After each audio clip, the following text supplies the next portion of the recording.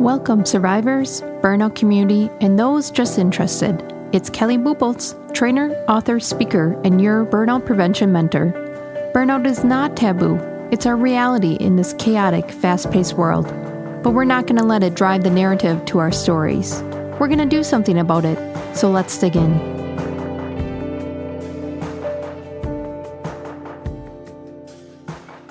Have you ever left work just exhausted, but it wasn't really even from the work? It wasn't even a hard day. Why are you so tired? And sometimes it's not about the workload. It's how you had to show up all day, that performance. And in DISC, we actually talk about the adaptive behaviors. Now, adaptive behaviors in DISC isn't all that bad. It actually helps you learn how to have that adaptability skill and change, which is highly recommended in this very changing time. But over time, it can eat away at you. If you actually have to adapt a very high manner, like you're slow and methodical, but you have to move fast every day, or you move fast every day and in a very slow and methodical environment or job, this can become a chronic energy leak, which at the end of the day, you're like, I don't even know what I did today, but I'm exhausted. So let's do a quick refresher on the two different types of grasps that come within DISC. One is your natural style. So this is where you are naturally at your core. It's not everything that defines you, but certainly it's in your work style where you really thrive, where you can be creative and comfortable. Adaptive is how you adjust to survive, to succeed, to belong in the surroundings all around you. Adaptation is a skill right now, as we talked about, but over adaptation is a warning. That's your energy leak. Let's normalize adaptation in a healthy manner. This is when you're a leader and you're meeting your team members where each one's at. This is collaboration, understanding one another. This is growing yourself, being flexible. And in the short-term adaptation, you are invested in that growth. But long-term adaptation is stress without recovery. It's that energy debt that you keep chipping away at your true self, showing up as someone you don't even recognize. So let's talk about each work style when that adaptation is really healthy and good, and then when it crosses that line, when you are exhausting yourself because you're becoming someone that you're not naturally aligned with. D's are dominance. These are reds. They're fast. So they like taking charge faster. They like pushing decisions. They like driving outcomes under pressure. That's good adaptive type of behaviors. It's helpful when you're in a crisis or you need to make a quick decision or there's stalled momentum and you're the person to help them start moving, start taking that next step. But this crosses the line into a complete energy leak when that natural style starts having to adapt further than what they feel comfortable, further than that natural feeling of what they want to do. This means that there's too many controls, that they don't get that autonomy. They don't get to make the decision. So when there's too many controls in place, they have to adapt. They have to follow every rule, follow every procedure. And I'm talking into like a very micromanagement type of control. They feel irritated. They feel impatient. They feel isolated when they have no control of the result that is happening. There's too many variables that they can't touch. Again, they're going to have to adapt their behaviors. It feels uncomfortable for them. And too much rest, too much space is going to feel unproductive. So again, it's okay to adapt in a temporary fashion, in a short-term fashion, but when you have to do that day after day, week after week, energy leaks everywhere. Let's talk about eyes. Eyes are our influence or our yellows, and they like to also be on constantly. They're fast-paced. They carry a nice emotional energy in the room, right? They want people to participate. They want to hear other people's voice. They want to hear their voice, and they over-communicate in a very positive manner. So this is helpful, right? They adapt when morale is low, help guide change and get that buy-in from the group to take the next step, just like D's. Now, when we cross the line for I's and where these energy leaks start to happen, when that adaptive nature happens day after day after day, stretches too far, they begin to suppress their own emotions. They become silent. Even though they thrive on having a voice, they become silent. Ooh, That's a scary thought, right? They will avoid hard conversations when usually they're the conversation starters.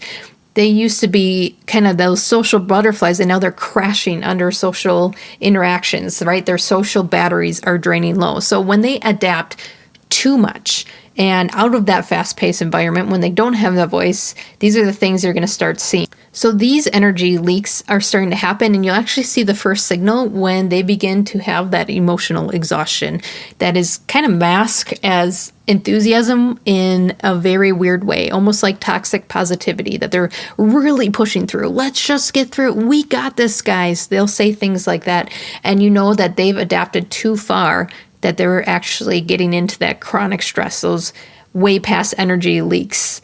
They've had to adapt too far. They've crossed the line. Now let's talk about S. These are greens, are supportives. And when they adapt, they might say a quick yes to keep the peace. They might absorb someone else's stress or their venting. They might be over functioning, having their hands in other responsibilities because they can do it. They can do it right. They can do it faster, right? So these again are mild adaptive behaviors. Short term is fine. Long term is when they start to resent others for not doing their job, because they're being over responsible. So now other people are becoming under responsible. They are letting those type of emotions start building because it's not short term. It's happening again and again and again. They are disregarding their needs. They're letting their self-care disappear. And again, when this goes long term, you get past the point where you can't recover anymore. You can't rest and reset. And if you get not just one venting person in your office, but one after another, day after day, you start to feel responsible for other people's emotions, which you have no control over. So do you see where all that energy leakage starts to happen and where you can start to drag into survivorship mode? So again, adaptive behavior temporary, short-term, great. That's flexibility. Adaptive behavior too far, too long, you're crossing over the line. Now let's talk about C's. C's are blues, are compliance. They're data-detailed focus, slow and methodical. So adaptive behaviors might look like over-preparing for something to lower the risk, or double-checking everything to make sure that they have all those data and details right. In all the chaos, they might be even seeking certainty. Like, what's the one thing we need to do today, right? That pinpoint focus, that one next step that's the lowest risk. They might be looking for that when they adapt. And this is helpful when risk is high because they're not getting that paralysis, right? They're adapting out of that paralysis and taking one step forward. And accuracy matters in risk. So this adaptive behavior is super helpful. When we cross the line as a C, it's when perfectionists start to delay the decisions, start holding back the group.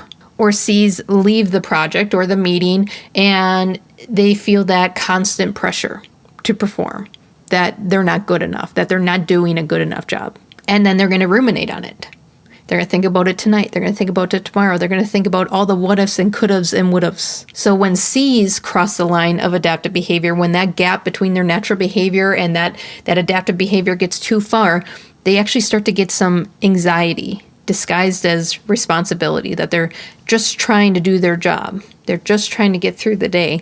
But really, they need time to reflect. They need time to dig into those data and details.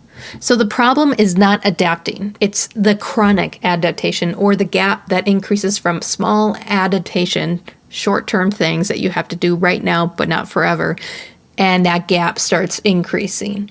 And day after day, ask after ask, goes further and further from your work style.